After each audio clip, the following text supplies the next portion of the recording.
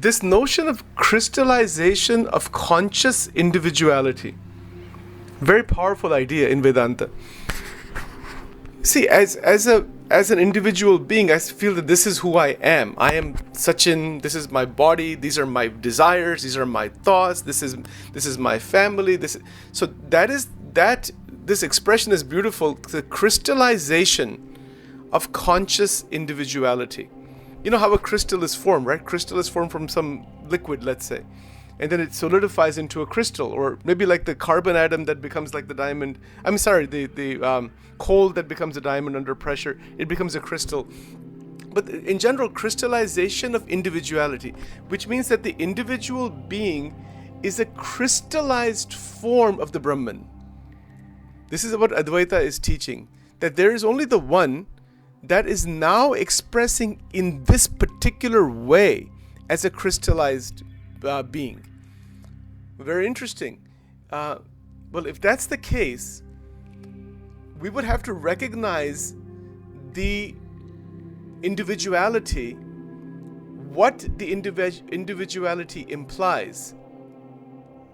Because the individuality is the way through which the differentiation of Prakriti manifests.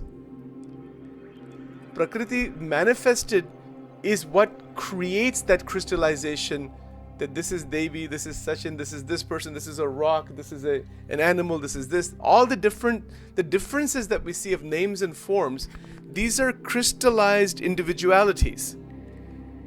Because the Prakriti cannot exist independently of the Brahman. In Vachanamrut, Bhagavan Swaminarayan, the perspective is called Brahma Vishishta Advaita. It is still Advaita is in there. It is called Akshara Brahma Vishishta Advaita or Brahma Vishishta Advaita, which I'll explain, in more detail later on. But the fact is that the Maya, Mahamaya, doesn't exist independently from Paramatma. Mahamaya is the energy, is the infinite power. We can say infinite power of God, or God in the form of infinite power. And then the Jiva is part of that infinite power. That Jiva comes out of that.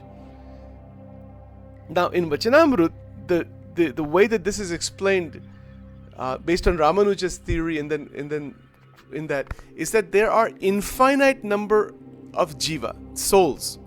That is not what Advaita says. Advaita doesn't say there are infinite number of souls. Like, for example, if I say, Devi, okay, you have your soul, or there's this individualized soul.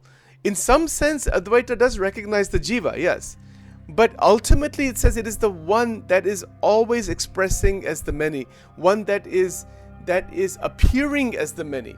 Now, that idea is spoken from the perspective of the Brahman. So from where we are, that doesn't seem to be the case. We said, I'm different from you and this is different from that. That's the individualized, crystallized being. So it is, but when we recognize that, yes, this is a crystallized being, but actually I am that supreme, or I am that supreme Brahman, that is beyond the crystallized particular entity. That awakening, that realization, even though the bodies continue, everything continues, one has complete freedom from vasana inside, from all of the limiting factors from within. Even though the body continues, but it's not that it is my body. There is a body within me. See, I say right now, this is my body. That is the Jiva saying. But when I say, when the realization comes that these bodies are all within me, that is the Brahmic realization. See the difference in the language itself, right? Okay.